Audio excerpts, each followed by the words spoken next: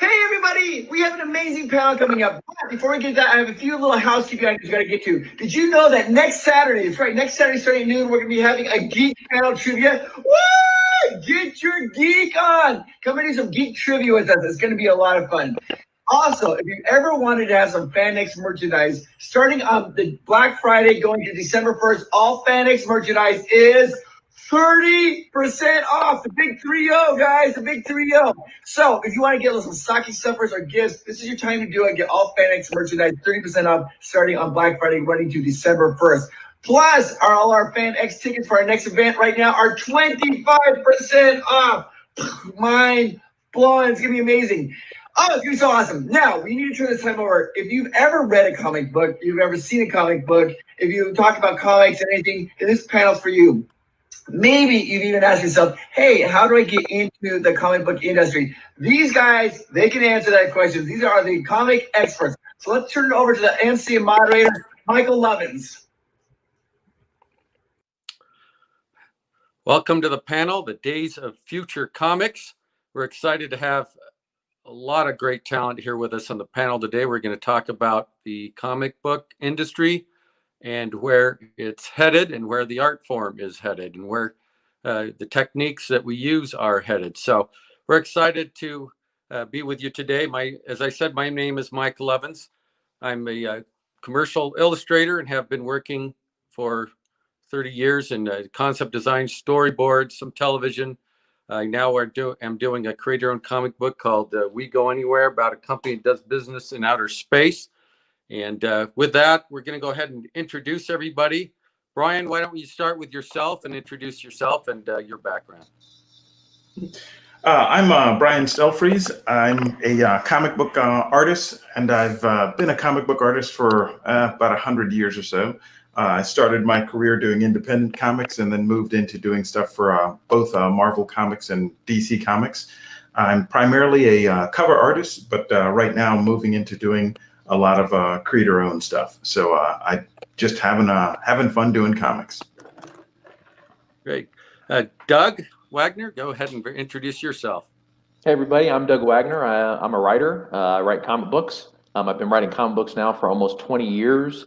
I've done stuff for DC and Top Cow and Image and Dynamite. And I'm working with Brian on helping him do a creator-owned book at the moment, Thomas River. And that's about it. Okay, Sean Lewis, go ahead. Yeah, my name is Sean Lewis. I'm a writer. I've been doing this for about 5 years, and I've done a couple of books at Image Comics, like Coyotes, Saints, A Few, and I'm currently working at DC Comics on Superman and Metropolis. Excellent. Caitlin Yarsky. Hi, my name is Caitlin Yarsky. I'm a comic book illustrator. Relatively new to the scene, about 5 years.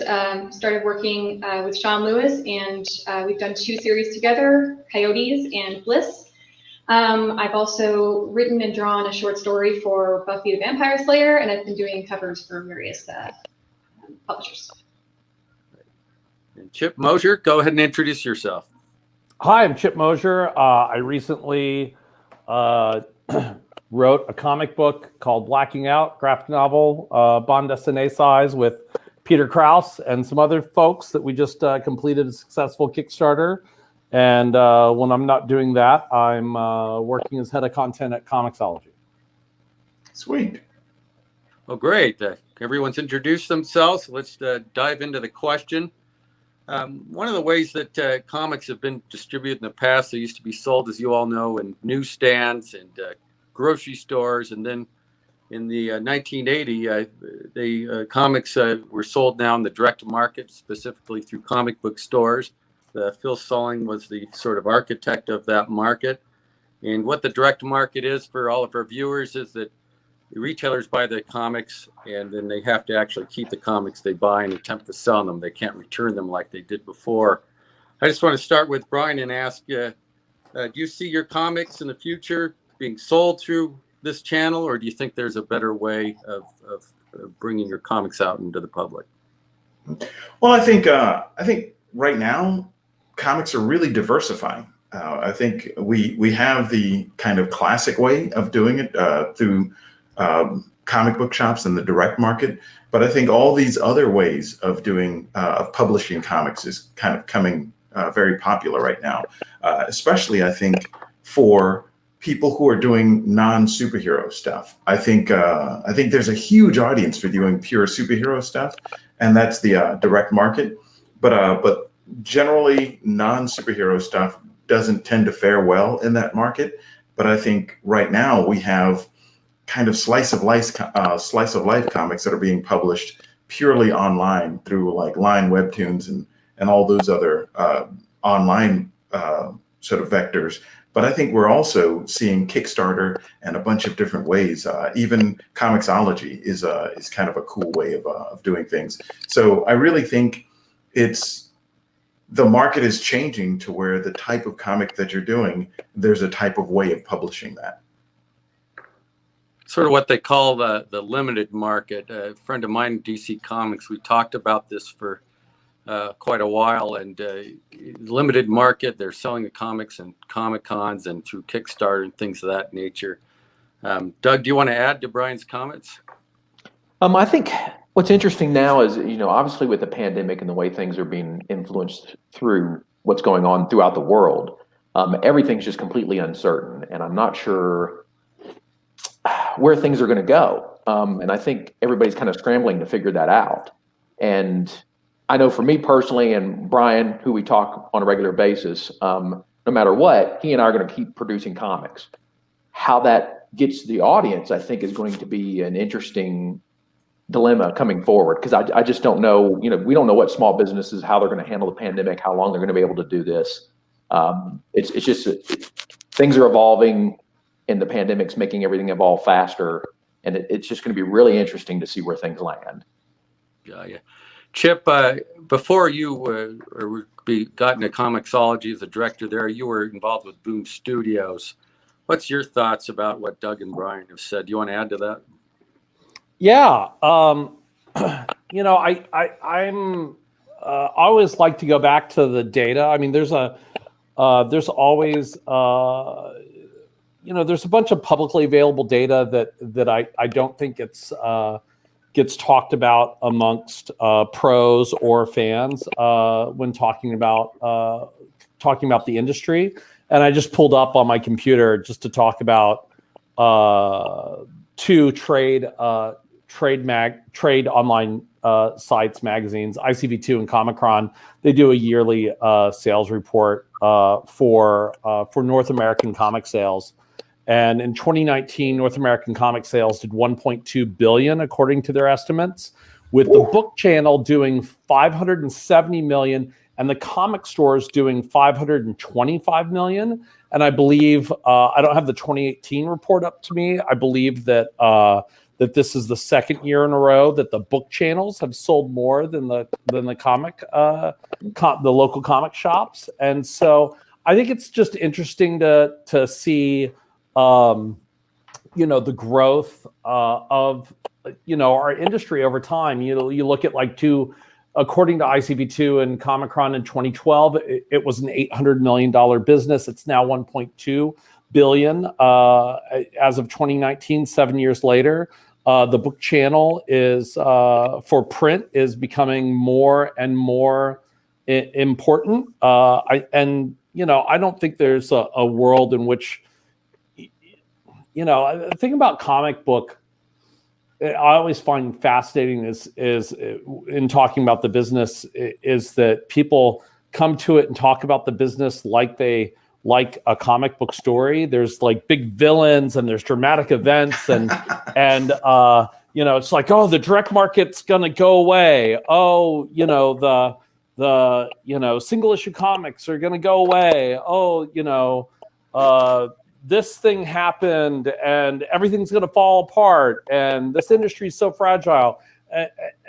And to me, it's like this industry that's been around for, verging on 100 years has learned and adapted and changed.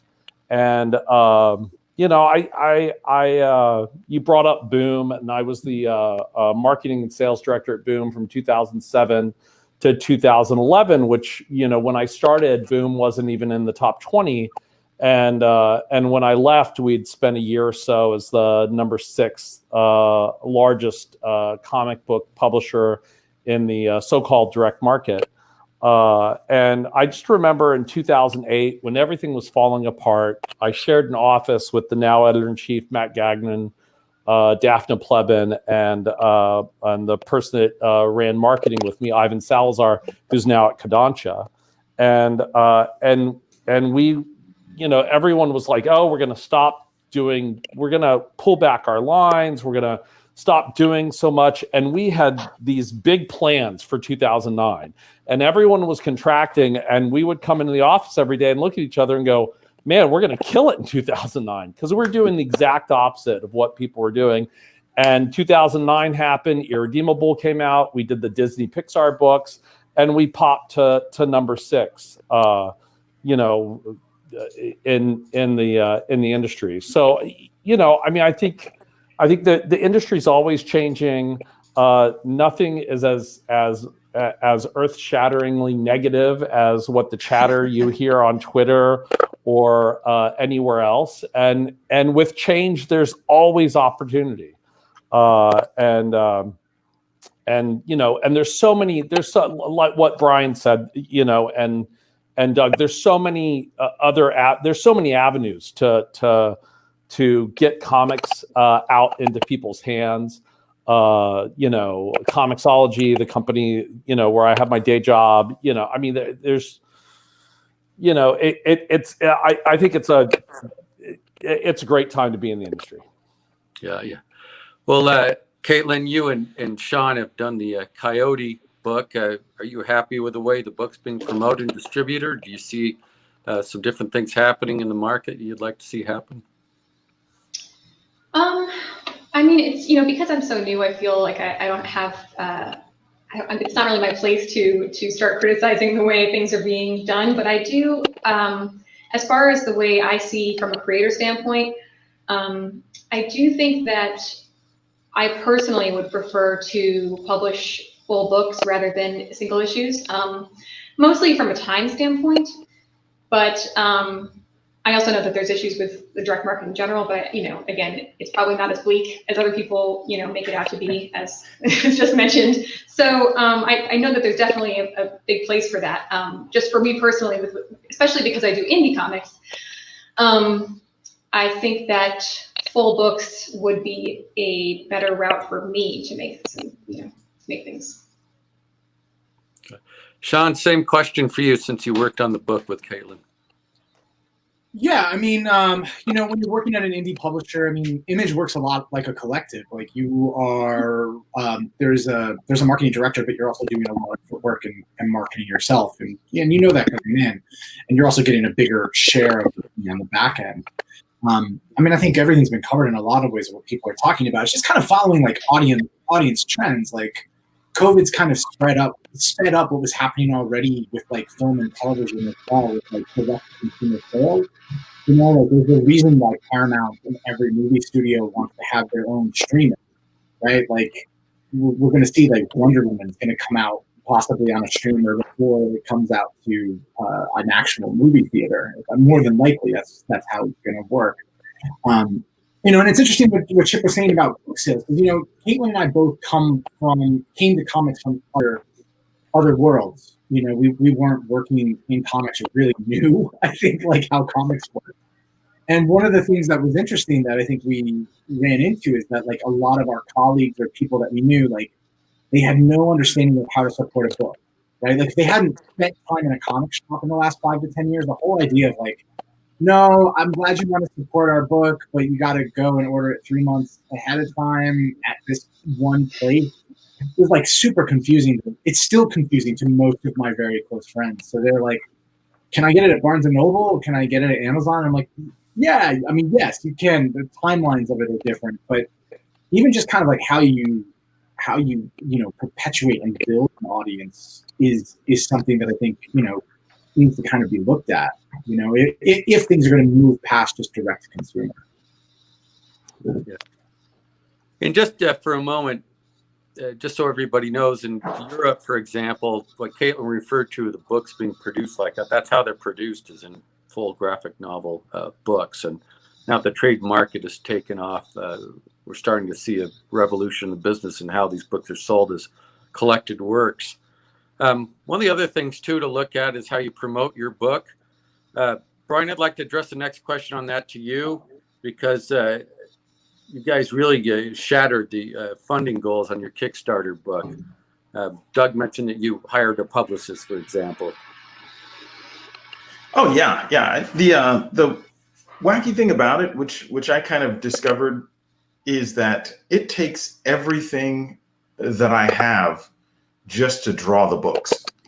I have nothing else left, and I think the idea of, oh, I have to not only draw the book, but I have to spend all of this time watching analytics and doing advertising campaigns and following up on things. It's like, I really, that's a full-time job. And to me, I can't do that and draw the book at the same time. And Doug can't do that and write the book at the same time. So we figured that it would halt production if we just lock ourselves into being like involved in, analytics and shipping and distribution. So we brought in a publisher. We brought in our publisher, and we brought in a person to kind of handle a lot of the advertising. So, a message would show up saying, "Hey, you have an interview here," and I would just keep drawing until it was interview time and show up and do the interview and then go back to drawing. So I didn't have to chase down that interview or chase down that promotional piece or anything like that. So it ends up really working for someone like me, who I am desperately trying not to be social media savvy, and it helps me kind of prevent that. Doug, do you want to add to that? What kind of approaches you took with the book to make it fund so successful? Yeah, I mean, a lot of it is social media, which Brian and I will admittedly tell you we are not good at. We kind of avoid it if we can help it, but we're trying to grow as people and be better at social media. So that's why we hired Sean Edgar to kind of step in and help us, with a lot of the advertising and finding us interviews and all that kind of stuff. And yeah, I mean, it was, even with a publicist helping us out, I won't lie, I got nothing done for that month. Like, I was online. It was like, okay, it's 3:00. I think I'm supposed to post something. Let me go to all the social medias and do that. And so then by the time I was done with that, then you try to get back into the rhythm of writing, and then another 2 hours goes along, and Sean's like, "Hey, Doug, you need to post again." Like, oh God, you're getting on there. So, and that was every day for 30 days. And so, I mean, like you said, Mike, I mean, we were lucky enough for people to actually care about our book enough to help us get it funded. But it was a lot of work. And I'll tell you, like, I don't think Brian and I could have pulled it off without having somebody like Sean and Kevin Gardner helping us out. There's no way. Oh yeah. Yeah. I mean, Hollywood. Yeah. Reporter. Sean worked on my Kickstarter too. And yeah, he's amazing. Guy's amazing. So you guys had Hollywood Reporter and some of the other publications. Didn't you say Thomas River has already been optioned, Doug? It hasn't been optioned yet. We already had. We had. What was funny is the first day. I think, what time did we launch? Like 10:00 in the morning on that first day, Brian? Yeah. And I walked into my office about 11, pulled up an email, and already somebody had contacted me about optioning River. And like, that's like one of the things you don't get from comic books that I think is really odd about Kickstarter, is that I got an email in an hour of posting a Kickstarter asking if they can option our film. Now, luckily for us, we already kind of started down a path of trying to get a movie made, and we kind of got lucky enough to get the screenwriter we wanted desperately. So we're kind of pursuing it a little bit differently than I think, just going out with a straight option. We went out and got the screenwriter we wanted first, and then we're going to try to sell it. So we're doing those things a little bit backwards, but that's the way, Brian and I always do everything backwards. So. Yeah. Well, and I'm just asking this question for the viewers because there's a lot of great stuff out there, but a lot of the creators just don't know how to get it out there into the hands of an audience. Chip, this has been your bread, butter, and marketing. Where do you see marketing going, and especially with your current position in Comixology? Yeah, I mean, it's it's always evolving. It's once you figure out one way to get your message out to consumers, that door closes, and you have to always be coming up with new and different ways to approach the audience. I don't know if my mic was muted or not. I couldn't tell, but I also use Sean for my Kickstarter, and having him was fantastic. I mean, I have a full-time day job, so I couldn't really get the Kickstarter off the ground without some help, and so he was fantastic. I did stuff, thinking about some of the funny stuff that we did when I was at Boom, where I, sent out a press release about a new hire that was going to be on the Disney line before we had the Disney books at Boom, and I redacted the press release. And so it was like, hey, we hired Paul Morrissey, and he's doing redacted. And so then, back like 10 years ago, people, the blogosphere was really active, and you'd get like 10 articles. And then, Comixology, you could do more tactical stuff by, giveaway codes for different books and things like that. One of the things I did with the Blacking Out Kickstarter is I got some really great pull quotes about the book from Brian Azzarello, Mark Wade, and Durf, Backdurf. Yeah, great guys. And so I COVID was in the middle of stuff, but I had my eye on some digital billboards around LA, and so I bought out all the digital billboard inventory for a day in Los Angeles, and they cycled through the quotes. And so the second day of my Kickstarter, I went out and stood in front of the billboard and got a picture of me with the Brian Azzarello quote in the back, and a picture with the Wade quote, and a picture with the Durf quote. And then, maybe people saw that on the street and as they're driving by on the 405 and went to the Kickstarter, maybe got a lot of social play, and maybe they got it that way. So, it was not completely expensive and fun to do. And, so I'm always, always trying to figure out new ways to get the message out there. Right. Caitlin and then Sean, do you have some additional ways you'd like to see the books you're doing promoted? Are you happy with the way that Image is marketing your books? No, marketing. Go ahead. Yeah, I don't know. I just I marketing is this big void for me of just a big gap in knowledge, and I know that Sean has been doing a lot of our promotional stuff and marketing and getting us interviews and all this other stuff, which I really appreciate, because I don't know how I could possibly do that and contribute properly. I come from working in games, so I keep trying to think about ways that they market games, but in terms of how that might work in comics, but I haven't quite found a way yet. And I didn't, think about hiring somebody else until talking to people recently, and especially here in this panel, talking about Sean Edgar. Like, I've been talking to him about how to market things too. So it sounds like the way to do it is to team up with people and collaborate. You can't just do it all on your own. Hey, Mike, it seems like we have a couple of questions from the commenters that Ro's hitting you up on in the private chat, if you want to field some of those. There's at least 10 questions so far that we've got here.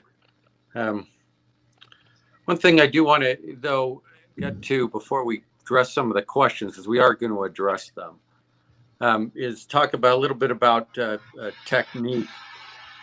Brian, let me start with you, and that is how has the digital market changed the way you produce your book?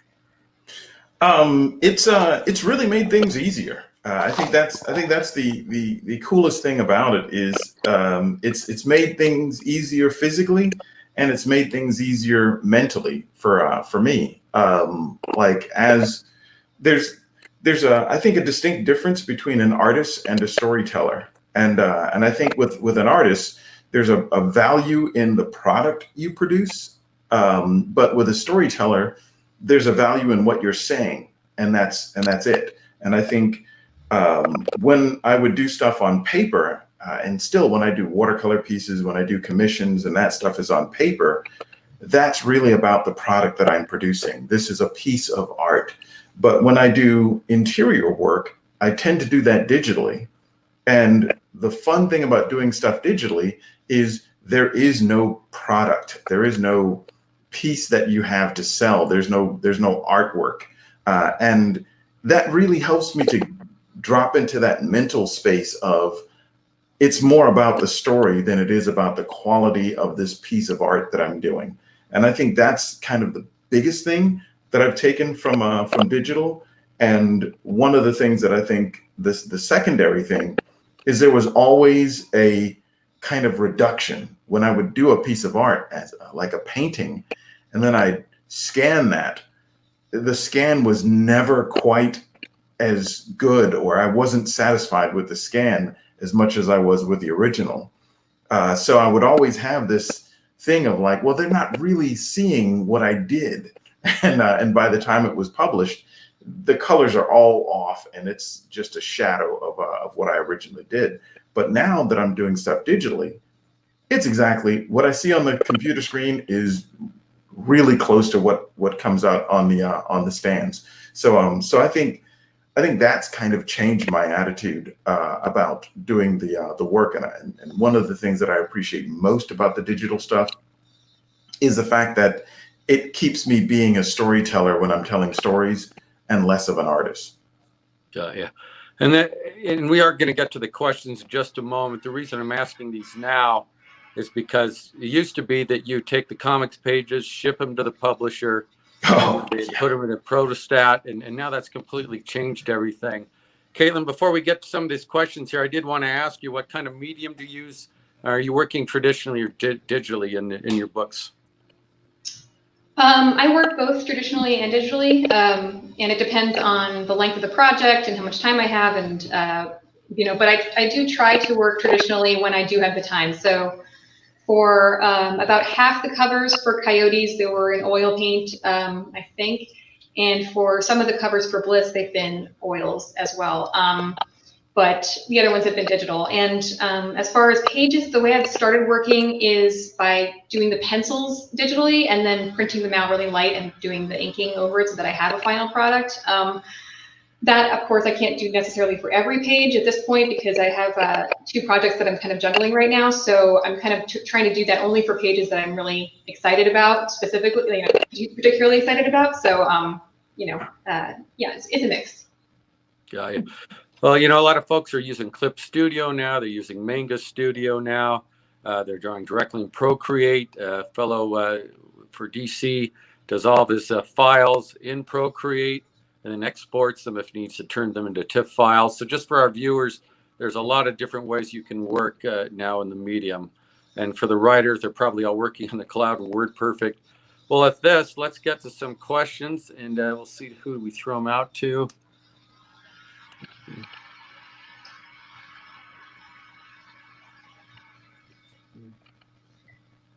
Just trying to see how this works with the questions. We got a question that looks like Chelsea pulled up for us on the screen there, Mike. Okay. All right. Curious. Okay. Here's a question here. Curious to hear about collaborating during the pandemic. And, this viewer read my mind because one of my questions was, how does the industry survive COVID? Doug, why don't you give us some idea on that? To be honest with you, except for I love seeing people at cons, and that's probably the biggest detriment that I've had with the pandemic. Beyond that, it hasn't affected me.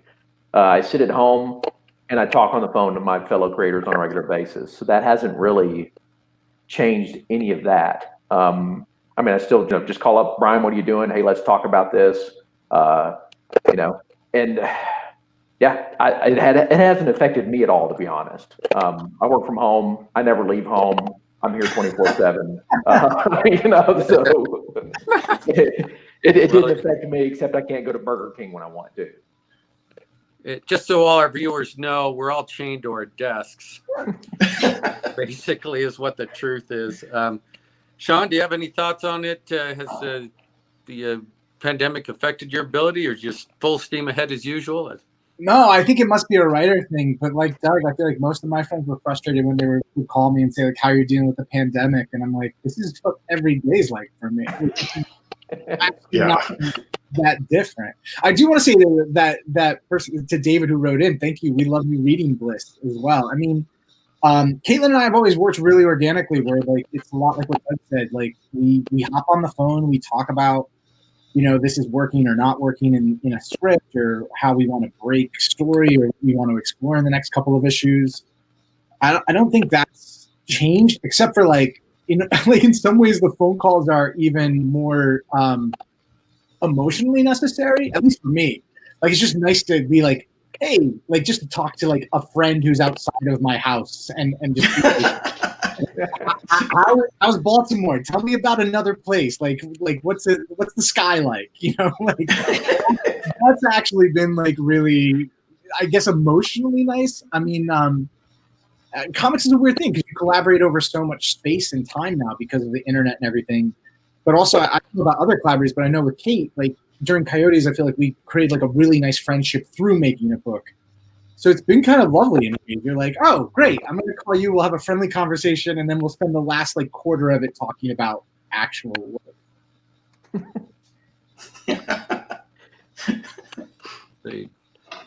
Chip, do you want to add to that at all? As far as how COVID is affected, or is it a non-issue?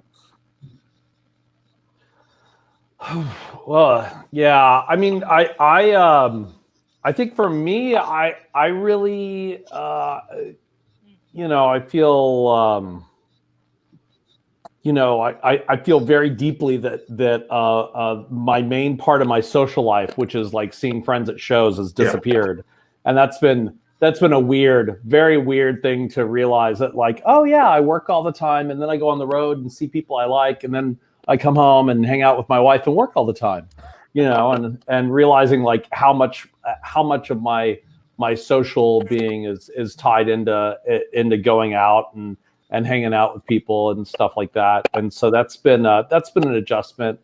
It has been, I don't think I've traveled this less in like 10 years. So it's that's been an adjustment. I think it's been an adjustment for, a big adjustment for my wife, to have me home all the time. And I just want to publicly apologize to her for that. Yeah, I think something that's really funny to me is with as far as artists are concerned, because that's who I'm primarily hanging out with. I think we're like people who are almost like shut-ins that love to compete, and it's kind of this weird thing of like we like being kind of closed off on our own while we're doing our own work, but then we love to go to conventions, and that's kind of our actual social thing. So it's really funny to watch like artists kind of go, man, I can't hang out with my buddies at conventions and I mean, that's our social thing. We're not social creatures in our day-to-day lives. We tend to be social creatures when we get away from the desk and actually go to shows. So it is that part is a little bit strange. The collaborative side of it, one of the things that I think is strange is when Doug and I oftentimes get together and talk, it's almost as if we're competing with the world, where in politics, all of this stuff is happening. And it makes us feel like, man, we got to up our game as storytelling, because the news seems to be like kicking our butts on a regular basis. Well, and everything you're saying on the panel here is just sort of echoing my own feelings, because I sell my books primarily to the shows, and it's great to have that interaction. Some people saying, hey, I wanted to get the next issue, and that's sort of been, altered in a major way. But happily, with the vaccines developing, we'll all see each other again. Doesn't look like we have any more questions. Does Chelsea have any more questions for us? Okay, here's one. Let's see. Says something with the issue versus volume discussion, the indie publications, when discussing volumes, are we talking multiple volumes or like an omnibus?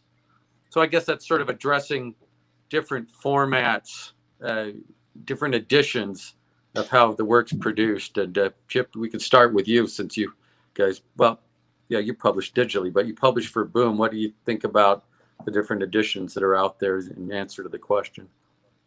Sure. Yeah. I think there's a couple of interesting challenges with the slow transition to the book channel for comics. I think most of the so-called direct market participants, the writers, artists, creators, and publishers, are all, have all like scheduled their lives and their cash flow and how they create around doing single issues. And I remember, way back 20 some years ago when I was working with the Only Press guys, they were like, "Oh man, the book market's coming up. Let's focus on some OGNs." And it was tough for the creators to wait that long to see their work out, and so they lost steam, and their productivity went down. And so it will be interesting to see what happens as we move along. I don't think you'll see this like instantaneous world where single issues like go away. I think you'll see more OGNs. I mean, OGNs are for those that have been working, those creators that have been working in comics that are used to doing a 22-page single issue and having it come out every month and getting the feedback and the encouragement from the fans. It's hard to sit down and draw a 100-page graphic novel over months and months and months and not talk about it and not show things from it. And so there's a lot of institutional structure that we have in the U.S. That's all geared towards the single issue economy. And I find that interesting. It's something that's fun to watch and see how different people tackle those challenges and what the results will be. And just so folks know, generally the books go through a different distribution channel. For example, DC may go through the Diamond or the other. I think Lunar's the distributor they use now, but they may sell their trades and books through Penguin Press. So you may see your books go through a different distribution channel. Sean, maybe Caitlin after this, do you have preferences about how your books are packaged, or do you see them being packaged in different formats? I mean, my preference. I mean, I love graphic novels. I'm a completist, so I like having all of it in front of me at once. Though, like, I'm still a nerd. I went to a comic book shop today to pick up a gift for my son, and I found myself in the old pull boxes, just looking for issues I've missed. It's tough, I don't know if I have a definitive. I think the bigger thing I do is I often just try and think of myself as a human stock portfolio, and just like what are the different realms that I'm operating in? Like, do I have work that happy birthday to David? He'll be so thrilled about that when I tell him about it. So I'm always trying to think, like, am I diversifying enough? Am I working with, like, how do I get into doing some YA publishing? How do I work with graphic novels directly? How do I continue to do single issues? I think partially for my own sanity, it gives me a lot of different projects to operate on, but also I've just found through my whole life that not relying on one thing has always been better. It's always, when something collapses, it's always nice to go, like, okay, single issues haven't been something I can lean on this graphic novel, or even when I work in different media, it's always been nice to have other things. Caitlin, I know you talked about the different ways you'd like to see your book packaged. Do you have anything to add to that? Well, so I work in games right now, and I've been working in games for about 12 years.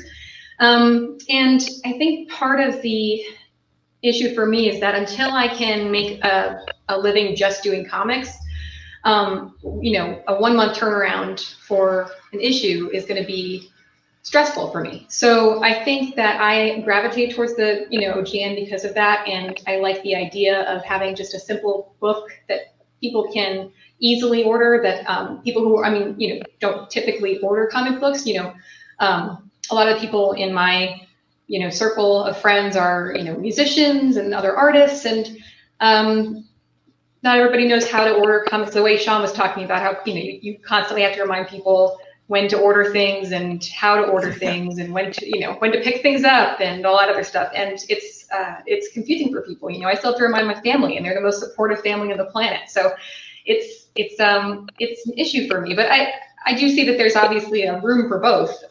But I just think in terms of the non-superhero type stories, I like the idea of doing bound books. Right. Yeah, and that's where a lot of the market is going. A lot of folks just want to get the produced or the books when they're collected. As a matter of fact, a lot of the publishers now have creators work in 4 to 5 issue arcs so that it can be collected in a single storyline. See, Chelsea, do we have another question here for our panelists? Okay, this is for Brian. How did you get started in the comic book scene? You don't want to take.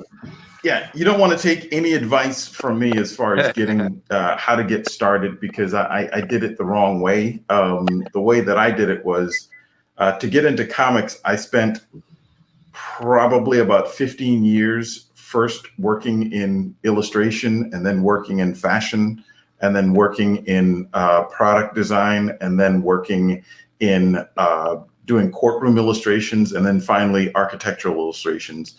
And at the end of that, I said, wow, I've got all the skills to be a comic book artist, and became a comic book artist. Don't do that. Let's see. Caitlin, you've worked in games and comic books then. So you've worked in a number of different mediums. Yeah. I did a lot of what Brian was just saying. I've dabbled in a lot of different industries. So I've done mural painting, I've done book illustration, I've done game design. That's been the main thing I've been doing. And just trying out different avenues of illustration to see where I belong. And I've always been interested in storytelling, and I've always done comics on my own, even growing up. So I kind of took that as a sign. Once I realized I wanted to do that, I did my own comic and started shopping that around, and that's kind of how I got my foot in the door, because that's how Sean saw my work. Yeah. Now, Caitlin, let me ask you right quick. One of the things that I've discovered in doing everything else before doing comics, the weird thing about it is in comics, I feel I get paid the least out of all the things that I've done, but I'm having the most fun doing it. Yeah, I would agree with that. I think it's the most arduous of all the areas of illustration, and the least it pays the least, and it's the most freeing, because you do have so much creative control. Whereas like with games, typically you don't have a ton of control. You know, I've done so many SpongeBob games, you guys, like so many SpongeBob games, and I love SpongeBob, but you know what I mean? Like after 10 years, you're just like, if I never see that thing again, it would be too soon. So like it's in comics, the beautiful thing about it, it's complete autonomy. Not complete, I mean, depends on who you're working for, right? But if you're doing creator-owned stuff, it's complete autonomy. Like me and Sean are just creating these worlds, you know, exactly how we want to make them, and that's why I stick with it. Well, and that echoes how a lot of us feel, having worked for advertising, concept design. And that's the thing, you can use your skills along a number of different platforms, but it's nice to have control over what you're doing, how your books are sold, and that kind of a thing. Chelsea, do we have another question for from our audience? Okay. Well, I have okay, here we go. For Caitlin, are there any projects game-wise you can speak about, and are you doing the storyboarding as well? Game-wise, not so much. There's a lot of NDAs involved in doing game design, so I can't really talk about those right now, but they're not, I mean, it's not like AAA stuff, so don't get too excited. It's mostly mobile games, and it's fun. It's a fun job, and it's a great company I work for, but it's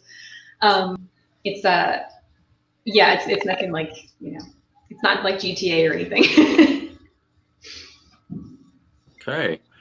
Next question. Let's see if something comes up.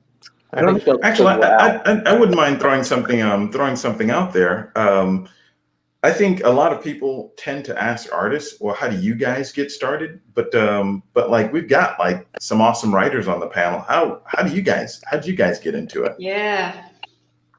Go ahead, Sean. Sure. Mine was super roundabout. I went to the University of Iowa. I did theater. I've been doing theater for like the last 15 to 20 years as an artistic director and a playwright and a director. So I was directing a play. I didn't know how you got into writing comics at all, like no concept of it. So I had done some work at This American Life. I had written some fiction and had it published as short stories, but my main gig was as a playwright. And I was directing a play, and we needed illustrations for projections that we were doing, like animations. And I met this artist, and we got to talking during breaks of rehearsal, and he was like, yeah, I just want to do a comic. And I was like, I've always wanted to do a comic. You can do a comic? And we came up with this idea about like these like super powered atheists who get powered as and literally that became the first published line. That we made a full issue of it. We were in Iowa. We had no idea what to do with it. And then I cold emailed Eric Stevenson, who's the publisher over at Image. And honestly, we were on tour with my theater company. I was literally about to go on stage for a solo show I was performing, and Eric called me and said, hey, that weird saint thing, do you want to do that at Image?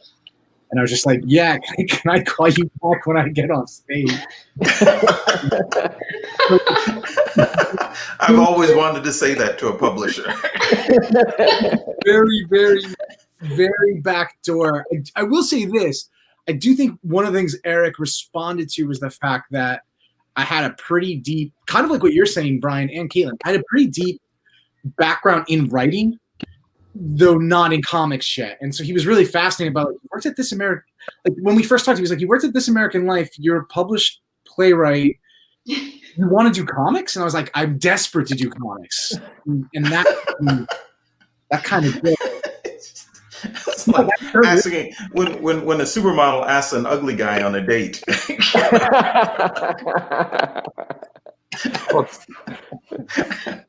Well, Doug, why don't you add to that and tell us how you dived into the pool? Mine's a little bit different than Sean's. I think what I find interesting about a lot of writers is we have a tendency, especially in comics, you have a love of comics and you desperately want to do a comic. And I've sent out tons of pitches and try to get hired, getting work for hire stuff, which, is not the way to go. Don't start out that way. And got so frustrated, I said, screw it. I'm just going to write my own comic books. And I said, listen, nobody's going to pay attention to me because, like, I have no name. I have no credits. Nobody's going to buy my book. Let me go find artists that I know people want to see, and maybe they'll read my book then. And so then I went and picked up Brian Stelfreeze and Cully Hammer and said, hey, we want to do a book. Let's do this. So it just came down to like being hard-headed and going, I'm going to publish comic books. I don't care who says I can't. I'm going to do it anyway. And of course, you've worked with Adam Hughes and a couple of other great talents there on your books with The Ride and Plastic. Oh yeah, I mean, it's, just put your, I think Sean and Chip would say the same thing. I mean, as a writer, you want to try to find the best visual artist you can to deliver the best possible product you can, because it is a visual medium first. And the better artist you have on a book, the better your story is going to be told. And so, I mean, I think from a writer standpoint, you have to look at that first. You have to take into consideration how the book looks. Yeah. Before we take another, go ahead. Oh, I was just going to say too, because I think sometimes younger writers or writers, when we were having cons and they would ask me about, like, I would sometimes get asked how to collaborate with an artist. And I think also what Doug's saying is, like, when you get an artist who's really good, there's also, you can trust them to like do what they do really, really well. I think it's sometimes like too much in people's head that they have to be like some Quentin Tarantino of writing comics. Where it's like, I have to tell you exactly where the hand was because Alan Moore did that. And a lot of times it's like, you're not Alan Moore. Like, you're probably not Alan Moore. Okay. Where I think it's really important. I also, because I'll hear from artists, not Caitlin, but I'll hear from artists sometimes with all people of where they'll be like, it can be really frustrating. Like, they're not trusting me to do what I do. Where, like, what's beautiful about comics is the collaboration. That it's like, no, we're agreeing to go into this like blind shotgun marriage, and we're gonna birth this weird, crazy thing that we may not want. We're gonna all do it on faith. So I'm just like, get a partner that you trust and it's fun to trust. Where like it's a gift every time you're getting the pages. You're like, oh, this whole thing is improved. I loved what I wrote, and now it's way better. Hey, Sean, real quick question for you. Do you work full script with Caitlin, or do you just use a synopsis and bring you the dialogue after? Same question for Doug after. Not with Kate. Honestly, every artist that I've worked with, I've worked completely different. The way we've done scripts have been wildly, wildly different. There's been some that I've worked with that it's a traditional like panel by panel script. There's some where I've done outlines. There's some where I write it like a screenplay. With Kate, it's I think it started out with me doing a lot more short stories with Coyotes. And as we work together more and more, it's much more organic. Like, honestly, we hop on the phone, we'll kind of talk through story together, and then we'll like sit down, and then I'll like sit down and write stuff. Kate will send some notes back, and we're kind of like editing each other back and forth. I think the big thing is like I start every one of my collaborations with artists asking them what kind of script they want and like what's going to free them up to do the best work they possibly can. And then I'm like, my job is really just to get the hell out of your way. Right? Like, I'll write the dialogue and I'll write a story I think is cool, but then I'm just gonna I'm gonna try and get out of here. So I think actually working with your artist on what is gonna bring them out, like what kind of script or what they like to draw, is so much easier than going like, no, you must draw a bazooka, and they're like, I don't know how to draw a bazooka, and you're like, it has to be a bazooka. Doug, same question. Yeah, I mean, I think I work a lot like Sean said. It's you talk to the artist and find out what's going to work best for them. And I mean, even in the second issue that I sent with to Brian, like he wanted a mix. He's like, hey, when you get to this particular action scene, go Marvel plot style, but on the rest, I want you to do full script. And you have to adjust and evolve to make, like Sean said, he put it perfectly. Whatever's going to make your artist deliver their best work, that's what you should be focused on. And that depends on the script or plot or however you're going to do that. Great. We're down to 4 minutes. With Peter on Blacking Out, it was a lot of fun because what I delivered to him didn't have any panel breakdowns, and I let Peter make all the decisions on there. And then Ed Dukeshire is a letterer who I've worked with a lot in the past and whose lettering I love, and so it was a great back and forth, not quite the way people usually do it, but I gave the script as it was to Pete. Pete drew the book. I did a lettering draft, which was basically the new draft of the story that really matched what Pete did, and then gave it to Ed, and then Ed gave it back to me, and then I made him re-letter the book with all my changes, which didn't make Ed happy. But I mean, that's I did pay for those changes, unlike some people. So Yeah. God bless Well, Ed Dukeshire. He's the best. I think something that's interesting about all of this is even with reading Coyote, the book is dark. There's some serious darkness happening in the book, but the interesting thing about it is you can tell that the creators had fun doing it, and I think that's the thing that always translates through is when the creators are really enjoying the work. I think it translates onto the page, and when I say enjoying, I don't necessarily mean fun, but when they're really expressing, and that's what I love about the collaborative process when it works, and Most it's definitely. the exact opposite of that when it doesn't work. Oh yeah, most definitely. I mean, so Peter Krause, who's most well known for his work on Irredeemable and Paris Shazam, he also is a storyboard artist. So I knew, like, having been friends with Peter for years, that I could give him something and he could nail it and make it more cinematic and the sequential storytelling like better than anything that I could write. Like panel 1, have this happening. Like it's just like, hey man, this is a story. You do it. I'm not an artist. Why would I tell you what to do panel to panel? I have no ability. That's awesome. And so, I mean, the final product is great. It was such a deep collaboration, and just I couldn't be happier, if I can say that, and not sound too egotistical about how happy I am about my book. But Well, even as an artist, the stuff that I enjoy the most is the stuff that I can't completely take credit for. It's the stuff where the synergy of what the writer wrote and what I came up with just made the magic happen, and it's not stuff that I can say, well, I did this. It's when the writing and the art just get out of each other's way and make the product, the story, the most important thing. Well, I think chemistry has a lot to do with it. We are running out of time at this point, but I want to see if there's one more question from Chelsea. Let's see if something comes up here. All right, we'll take one more question. This is for Sean. Share a time when you willingly took on additional responsibilities or challenges. How did you successfully meet the demands of those responsibilities? And I might add for the audience, Sean has also been a playwright as well as a comics writer. So yeah, take it away. That sounds like a life question I don't want to go too deep into.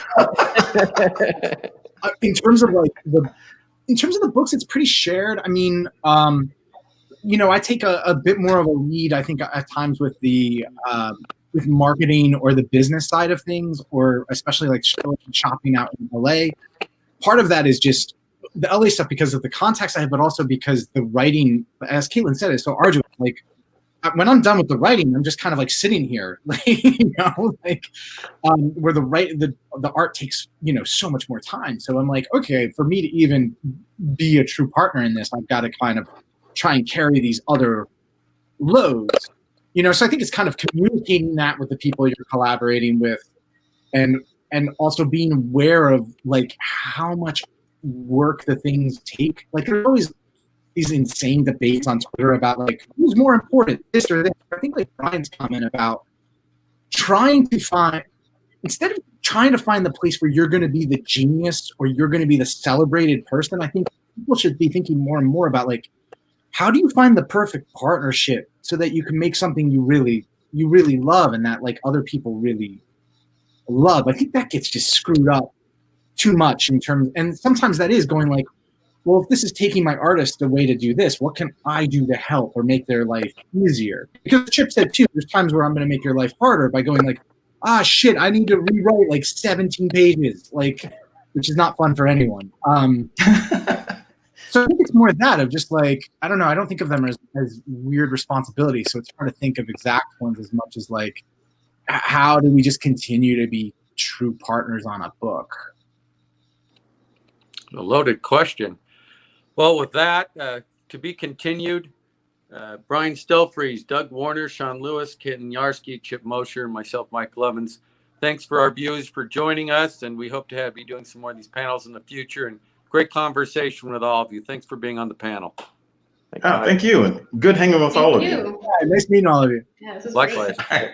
Good to see you. Thanks, everybody.